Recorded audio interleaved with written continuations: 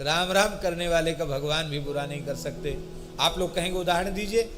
एक कथा प्रसिद्ध है ना, काशी नरेश वाली कथा, याद है कि नहीं? काशी नरेश को कह दिया कि तुम विश्वामित्र जी को प्रणाम मत करना। अब तो ठाकुर थे, तुम ठाकुर काशी नरेश हो, तुम क्यों प्रणाम करोगे? छत्री थे वो तो, उन्होंने नहीं किया। बड़े दरबार में नारद जी की लीला, विश्वामित्र जी को अच्छा नहीं लगा। भरी सभा में हमको प्रणाम नहीं किया, सबते कठिन जाति अपमाना। उन्होंने राम जी से कहा कि आपके दरबार में बहुत अनुचित बात है। क्या? भाई सभा में तो वंदनियों का वंदन करना चाहिए, मुझे कोई वंदन की भूख नहीं है। पर काशी नरेश ने वशिष्ठ जी को प्रणाम किया, सबको प्रणाम किया, आपको प्रणाम किया। मैं वहीं बैठा था, मेरी तरफ हाथ तक नहीं जोड़े।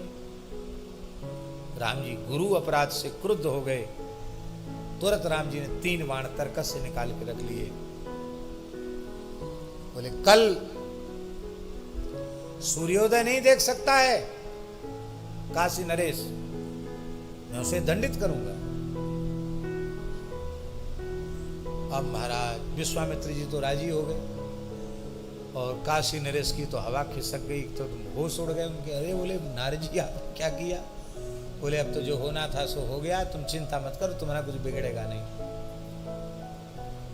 हम उपाय बताते हैं। क्या? बोले तुम सीधे हम ले चलते तुमको अंजनी माता के पास, चलो। हनुमान जी बड़े मातृभक्त हैं, वो माता जी की आज्ञा राम जी की आज्ञा के जैसी ही मानते हैं। तो बस माता जी बड़ी वात्सल्यमयी हैं, चरण पकड़ के रोने लग जाना, अब बस एक ही शब्द बोलना, त्राहि माम पाहि माम रक्ष माम, और कुछ मत बोलना। क्या हुआ, क्यों त्राहि माम पाहि माम, इसका रहस्य मत बताना, वो तो सब हम बता देंगे। लेकिन तुम तो केवल चरण पकड़ के रोना, बस इतना ही कहना, त्राहि माम पाहि माम रक्ष माम मातेश्वरी। ये लीला दिखा सकते हैं, बढ़िया लीला है, ये नाम महिमा की बहुत अच्छी लीला है।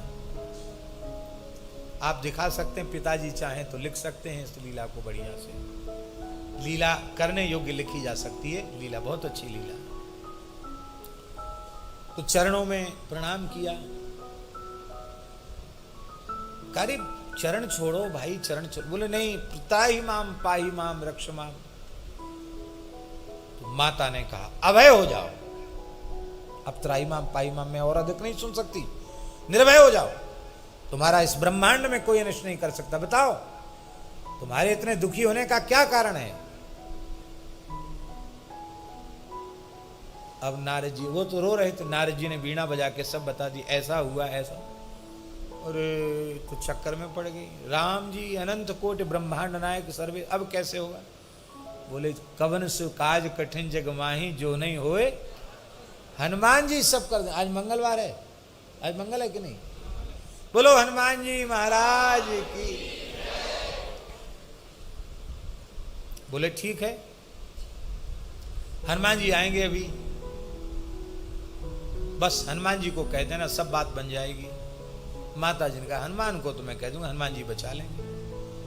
जैसे ही हनुमान जी ने आकर माता जी को प्रणाम, रोज आते प्रणाम करने, माता जी प्रणाम। राम जी सो गए, इसके बाद हनुमान जी माता जी के पास पहुंच, पवन पुत्र तो है ही, एक क्षण में पहुंच गए।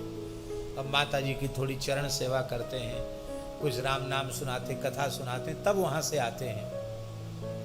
माता जी प्रणाम किया। अब माता जी उदास क्यों? बोले भाई अब कुछ मत पूछो, बहुत दुखी हैं हम भीतर से। क्या बात है? बोले पहले वचन दो कि तुम हमारे दुख को दूर। अरे माता जी आपका तो प्राण देकर आपके दुख को कष्ट को मैं दूर करूंगा। बोले मैंने एक शरणागत को अभयदान दिया है, उसका बाल बांका नहीं होना चाहिए। कौन है वो? बुलाओ भैया आओ। अब इस सब घटना तो हनुमान जी बोले ले सब। माता जी बड़ा धर्म संकट है, मेरे इष्ट आराध्य श्री रघुनाथ जी ने 3 बाण निकाल के रख लिए, इनकी एक रात की उम्र बची है, सूर्योदय होते ही जैसी आराम हो जाएंगे, खत्म हो जाएंगे, ऐसे कैसे? बोले अब ये तुम जानो, तुम्हारा तुमने हमको वचन दिया है, अब मैंने इसको वचन दिया है भय देने का, तो मेरे वचन की रक्षा करना, मैंने इसको वचन दिया, इस वचन की रक्षा करना, और तुमने जो हमको वचन दिया उसकी रक्षा करना, ये तुम्हारा धर्म है। तुम जाओ, कैसे करोगे?